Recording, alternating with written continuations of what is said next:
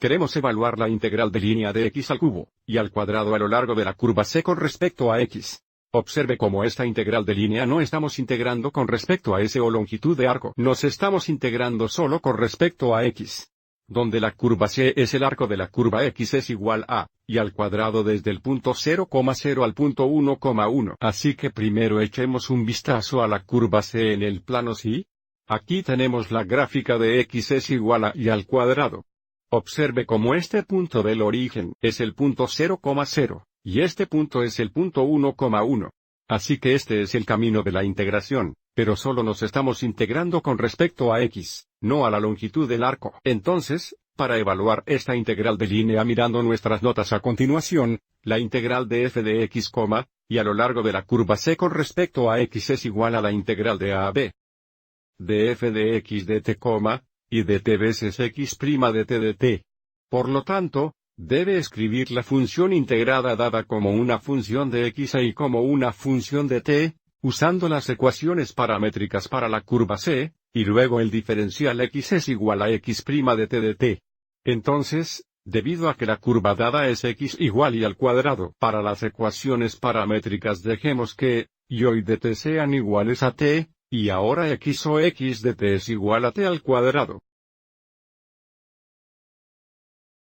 Ahora, para trazar esta curva desde este punto hasta este punto, observe cómo deberíamos dejar que t esté en el intervalo cerrado de 0 a 1. Entonces t es mayor o igual que 0 y menos o igual a 1 para trazar la curva C. Ahora, para el siguiente paso, encontremos f de x de t, y de t. Entonces f de x de t, y de t es igual a... Bueno, si f de x, y es igual a x al cubo y al cuadrado, x al cubo en términos de t sería t al segundo, al tercero, y luego y al cuadrado sería t al segundo. Entonces, simplificando aquí tenemos t al sexto veces t al cuadrado, lo que equivale a t al octavo. Observe cómo también necesitamos encontrar x' de t. Bueno, si x de t es igual a t al cuadrado, x' de t es igual a 2t. Ahora tenemos toda la información que necesitamos para evaluar la integral de línea dada. La integral de línea dada de x al cubo, y al cuadrado a lo largo de la curva C integrado con respecto a x es igual a la integral de f de x de t, y de t, que es t a la octava, x veces' de t de t, que serían 2t de t. Y ahora para la integración de límites para t, integraremos de 0 a 1, para trazar esta curva.